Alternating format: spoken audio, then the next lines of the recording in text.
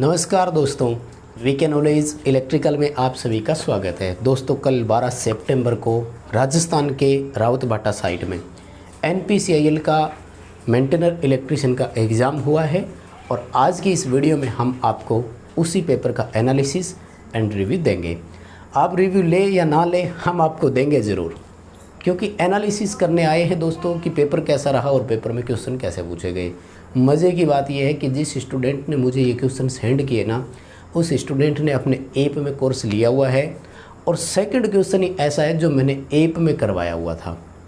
अब वो करके सही आया या नहीं वो तो बाद की बात है, क्वेश्चन बड़ा अच्छा है। आपको भी आज पूरी डिटेल से बताऊंगा वो क्या है। तो आइए दोस्तों, हम उसके एनालिसिस और रिव्यू पर थोड़ी सी नज़र डाल लेते हैं। साथियों, आपने ऐप डाउनलोड अगर नहीं किया तो इस वीडियो के डिस्क्रिप्शन में लिंक दिया हुआ है, आप उसे डाउनलोड ज़रूर कर लेना।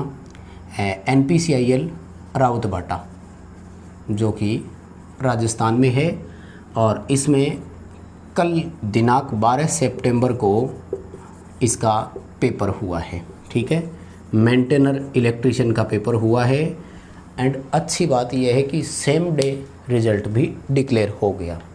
तो जिन स्टूडेंट्स का हुआ है उनको बहुत बहुत शुभकामनाएं। स्किल टेस्ट के लिए आपको अग्रिम बधाइयाँ। अपना बेटर देना जितना आप दे सकते हैं। स्किल टेस्ट ध्यान से देना, क्योंकि स्किल टेस्ट इस मामले में इम्पोर्टेंस है क्योंकि उसमें गो और नो गो इस बात पर डिपेंडेड होता है वो, यानी ओनली क्वालिफाइंग इन नेचर होता है। पास हो गए तो आगे, फेल हो गए तो घर आ जाओगे। तो ध्यान से देना थोड़ा सा। आइए ज़रा दोस्तों, हम उससे टेस्ट पेपर की बात करते हैं। तो क्वेश्चंस जितने स्टूडेंट को याद रहते हैं उतने ही हमारे तक पहुंच पाते हैं और उतने ही हम आप तक पहुंचा पाते हैं। ठीक है दोस्तों, तो उम्मीद है कि आपने देख लिया होगा पहले ही, लेकिन कुछ क्वेश्चन और आपको आज सीखने को मिलेंगे। सेकंड क्वेश्चन क्या था वो तो बाद में बात करेंगे। सबसे पहले फर्स्ट क्वेश्चन की बात करते हैं। साथियों, पहला क्वेश्चन पूछा गया हाफ वेव रेक्टिफायर का फॉर्म फैक्टर। तो देखो, ये तो मैंने कई बार बताया हुआ है ना, और आप सब ने अच्छे से पढ़ भी रखा होगा। हाफ वेव रेक्टिफायर का फॉर्म फैक्टर पूछा था, तो फॉर्म फैक्टर हाफ वेव का क्यों याद रखे, तीनों का याद रखो ना, कौन मना करता है। बहुत बढ़िया तरीके से ना। देखो, एक तो इसका मान लिख दिया करो π/2 और दूसरा π/2 को जब आप सोल्व करते हैं तो उत्तर आता है 1.57। तो 1.57 या π/2 इसका लिख सकते हैं। और उनका जो फुल वेव है, चाहे वो सेंटर टेप वाला हो चाहे वो फुल वेव ब्रिज वाला हो, इसमें कोई दिक्कत नहीं है। ठीक है, तो उन दोनों का कितना है, वही 1.11। फॉर्म फैक्टर के कुल 4 मान याद रखा करो। ये साइन वेव AC का है, फुल वेव AC का बोल सकते हो, ये हाफ वेव AC का है, त्रिभुजाकार वेव का 1.15 होता है, वर्गाकार वेव का इकाई होता है। 4 फॉर्म फैक्टर याद हुए कि नहीं बताओ? अगर ऐसा पेपर में आए तो कर दोगे। अब देखो दोस्तों, सेकंड जो क्वेश्चन आया वो क्या था। सेकंड क्वेश्चन था कि कार्ल फिशर मेथड क्या है या कार्ल फिशर विधि कहाँ काम में ली जाती है। दोस्तों, ट्रांसफार्मर में जो ऑयल होता है ना, वो कूलिंग और इंसुलेशन का काम करता है। राइट, कूलिंग और इंसुलेशन का काम करता है। उस ऑयल में कुछ मात्रा वाटर कंटेंट भी होता है, कुछ मात्रा पानी की भी होती है और पानी की उस क्वांटिटी को ppm में लिया जाता है। मैंने बहुत अच्छे से करवाया है ना, ऐप ले रखा है। और अगर इस क्लास को नहीं देखा ना तो खैर नहीं है तुम्हारी, क्योंकि मैंने बहुत मेहनत से इसको तैयार किया था। 2 दिन लगे थे तैयार करने में, फिर आपको करवाया था। तो इसमें जो वाटर कंटेंट की टेस्टिंग होती है ना, वो टेस्टिंग करने के लिए कोलोमेट्रिक कार्ल फिशर टिट्रेटर विधि होती है एक। तो ये कार्ल फिशर मेथड वहाँ से लिया, उसने छोटा नाम दिया था, पूरा नाम होता है कोलोमेट्रिक कार्ल फिशर टिट्रेटर विधि।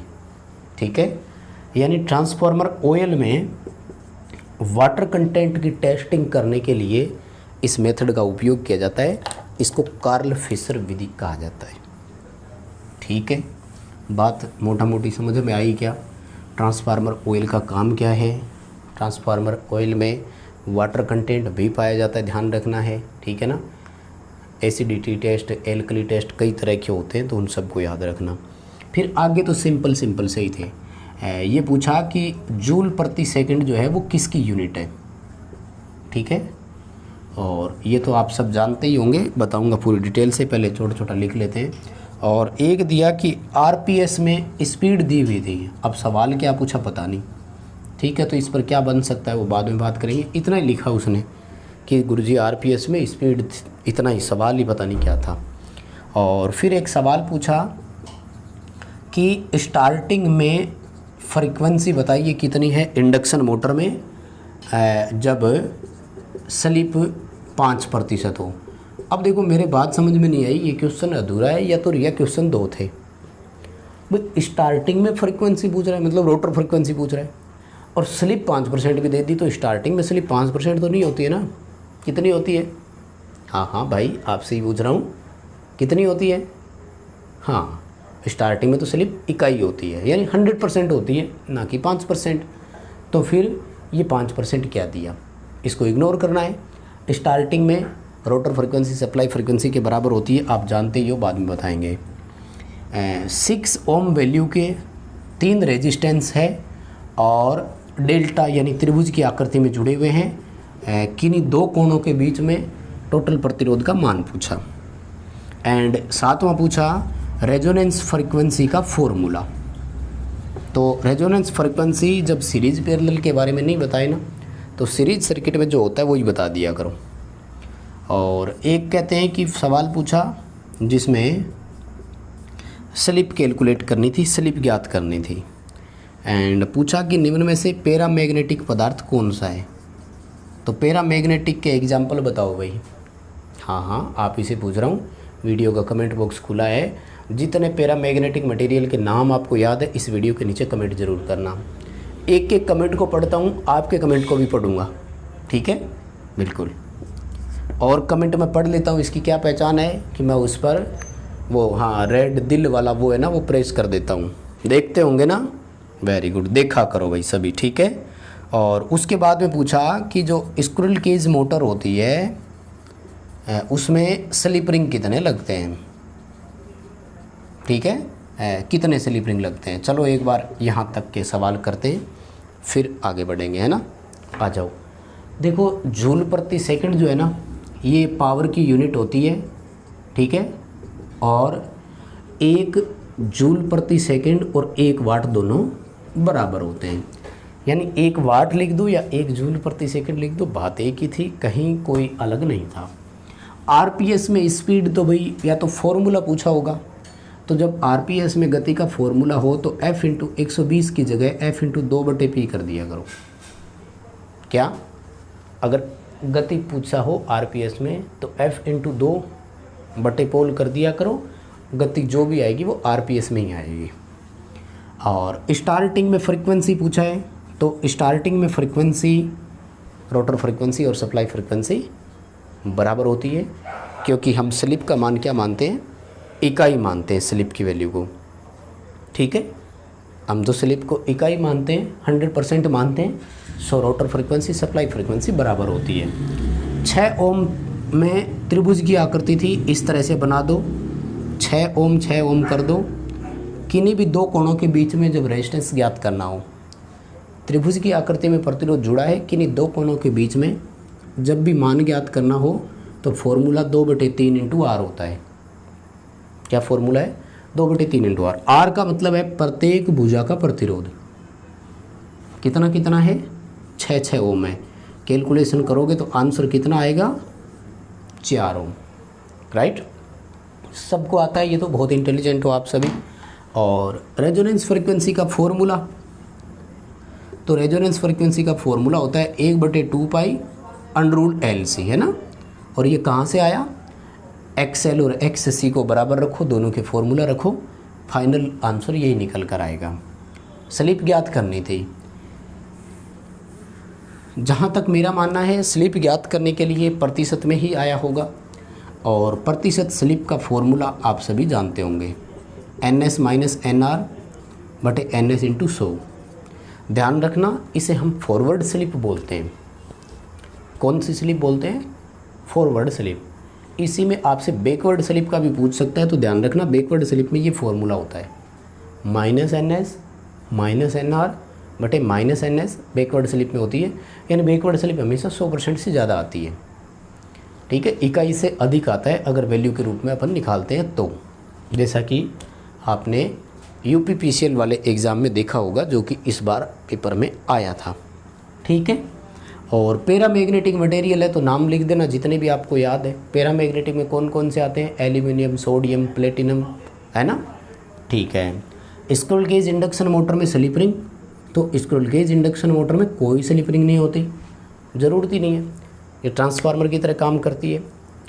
स्टेटर को 3 फेज सप्लाई देते हैं, रोटर में इलेक्ट्रोमैग्नेटिक कपलिंग होती है, यानी म्यूचुअल इंडक्शन के माध्यम से ईएमएफ उत्पन्न होता है, म्यूचुअली कनेक्टेड होती है। रोटर शॉर्ट सर्किटेड होता है, सिंपल सी बात है। स्क्विरल केज का रोटर जो होता है वो शॉर्ट सर्किटेड होता है, सिंगल केज, डबल केज या डीप बार केज, 3 प्रकार का होता है ना। तो ये थे 10 क्वेश्चन, है ना। आते तो थोड़े, ये 50 क्वेश्चन ही आते हैं इसमें, तो पता ही है। पुराना पेपर मैंने अपलोड किया हुआ है, 2-3 पेपर डाले हुए हैं, और इसका जैसे ही पूरा कंप्लीट पेपर आएगा तो अपन उसको भी ज़रूर आप तक पहुंचा देंगे, है ना। इसके लिए आपको चैनल सब्सक्राइब करके रखना पड़ेगा, नोटिफिकेशन बेल आइकन भी प्रेस करके रखो, है ना। तो जैसे ही वीडियो अपलोड होगी पूरे पेपर के साथ आपको मिल जाएगी। अच्छा देखो भाई, हाँ एक न्यूमेरिकल आया, ये अच्छा है, पहले ये करवा रहा हूँ। कहते हैं कि 1000 ओम और 1 वाट के 2 हीटर है, ठीक है, और इनको हमने सीरीज में कनेक्ट कर दिया। ठीक है, तो आप हमें ये बताओ कि कुल प्रतिरोध RT के लिए निम्न में से कौन सा फॉर्मूला सही है, ऑप्शन सही है। क्या क्या ऑप्शन दिए ध्यान से देखना, 2000 ओम और 0.5 वाट ए ऑप्शन में। गुरुजी बी ऑप्शन में क्या दिया, 2000 ओम और 2 वाट दिया। सी ऑप्शन में दिया 1000 ओम और 1 वाट, एंड डी ऑप्शन में दिया 2000 ओम और 1 वाट। यानी ज़्यादा बड़ी कन्फ्यूजन तो किस में करी, 2000 ओम में करी। अब देखो सवाल मेरे हिसाब से बहुत अच्छा है, बहुत बढ़िया सवाल है, और इस सवाल को कैसे करना है देखो मैं बताऊं ध्यान से, बहुत इंपॉर्टेंट चीज़ है। अब 1000 ओम और 1 वाट है, इसका मतलब इनकी रेटिंग बिल्कुल सेम है, इनका रेजिस्टेंस बिल्कुल सेम आएगा, है ना। 1000 ओम रेजिस्टेंस तो सेम दे ही रखा है, मतलब रेटिंग सेम है, कोई दिक्कत नहीं है। तो जैसे ही दोनों सीरीज में जुड़ेंगे ना, तो इनको वोल्टेज जो पहले मिल रही थी वो कितनी मिलेगी गुरुजी, आधी आधी मिलेगी। कितनी मिलेगी, आधी आधी, यानी वोल्टेज आधा मिलेगा। तो हम सब जानते हैं, और मैंने आपको कई बार बताया है कि जैसे ही वोल्टेज आधा मिलता है तो पावर कंजप्शन कितना हो जाता है, 1/4। रेजिस्टेंस तो 1000 ओम जुड़ करके 2000 ओम हो जाएगा, और 2000 ओम के उत्तर देखो 1, 2 और 3। अब कौन सा करें, तो देखो ये जो 1 वाट वाला है, ये जैसे ही सीरीज में जुड़ेगा तो वास्तव में पावर चौथाई बोले तो 0.25 वाट ही कंजप्शन कराएगा। 0.25 वाट ये कराएगा, 0.25 वाट दूसरा कराएगा, दोनों मिलकर के कितने कराएंगे गुरुजी, 0.5 वाट ही करवा पाएंगे। बताओ बात समझ में आई क्या, मोटा मोटी समझ में आया क्या, क्या है दोबारा सुन लो। 2000 ओम रेजिस्टेंस तो जुड़ जाएगा, लेकिन पावर जो है वो 0.5 ही आएगी। अब ये मत बोलते ना गुरुजी पावर तो आधी हो रही है 1 वाट की जगह, नहीं 2 हीटर है, पावर 2 वाट की जगह 0.5 हो रही है, यानी चौथाई हो रही है। बताओ बात समझ में आई क्या। अच्छा बाकी तो छोटे छोटे ही है कि निम्न में से अर्धचालक की पहचान करो। तो अर्धचालक तो आप सभी जानते ही हो, अर्धचालक सिलिकॉन, जर्मेनियम और सेलेनियम होते हैं। दक्षता किस मशीन की मैक्सिमम होती है, तो ट्रांसफार्मर की सबसे ज़्यादा 98% तक हो सकती है। और प्रदीप्ति तीव्रता की इकाई पूछी तो ल्यूमिनस इंटेंसिटी की इकाई जो है वो कैंडला होती है ना। चलिए बहुत धन्यवाद सभी को, इस वीडियो को लाइक कर देना, और डिस्क्रिप्शन में लिंक दिया हुआ है, ऐप डाउनलोड जरूर करना, ठीक है।